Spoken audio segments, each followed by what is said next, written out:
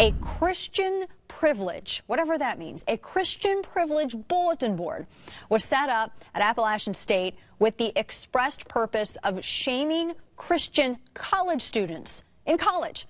Kaitlyn Schallhorn of Campus Reform has this story. Kaitlyn, thank you for joining me. What is a privilege board?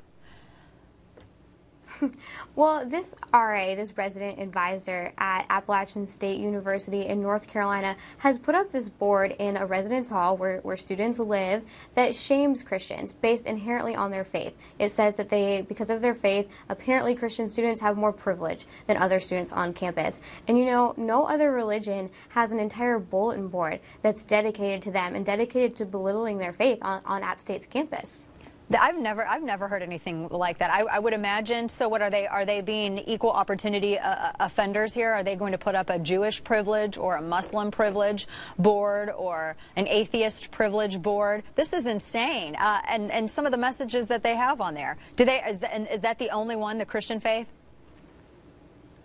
Yeah, as far as faiths go, this is the only bulletin board that shames just a faith. It's the only bulletin board that shames just, Christians' faith. There's another bulletin board that the Leadership Institute's Campus Reform previously reported on that was put up in another residence hall that shames any kind of students with privilege. This one dealt with male privilege, heterosexual privilege, able-bodied privilege, and again, Christian privileged. And these bulletin boards have memes, and they're very belittling and offensive to students. Students are coming home to their dorm after taking an exam.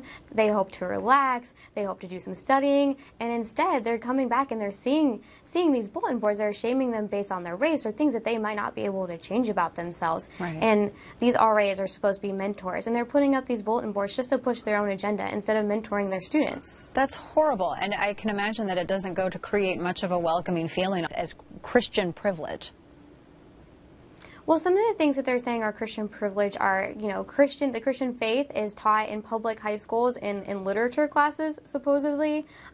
Christians are never marginalized or criticized or made fun of because of their beliefs. And, look at what's going on in Indiana right now. That's absolutely untrue. But it's no wonder that bulletin boards like these are popping up on campuses. Whenever you've got college administrators, like at San Francisco State University or at UConn, who are publicly criticizing Indiana's religious freedom law. They are publicly calling for boycotts of the state.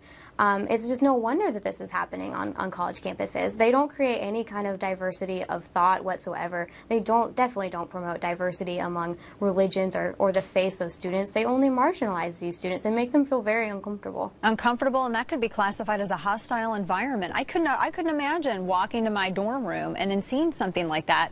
And as you rightly noted, from a position of authority, someone who is there to mentor the students. Wow. Have the school authorities said anything about this?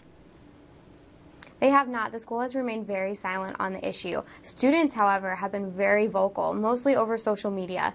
There are a lot of students who we've talked to and who we have seen on social media as well that have come out against these bulletin boards, both of them, that have been shaming students based on their privilege. And these are students who are more liberal students as well and who do inherently believe in this concept of privilege, whether it's for Christianity or Christians or males or whoever, but they don't believe that they belong in a dorm room. They don't believe that they belong in a place where students are supposed to come home and feel comfortable. Maybe put these up somewhere in a public space, but not the dorms. Kaitlyn Schallhorn with Campus Reform. Find her on Twitter at K_Schallhorn. Kristen, great job on this story. Thank you so much for joining us.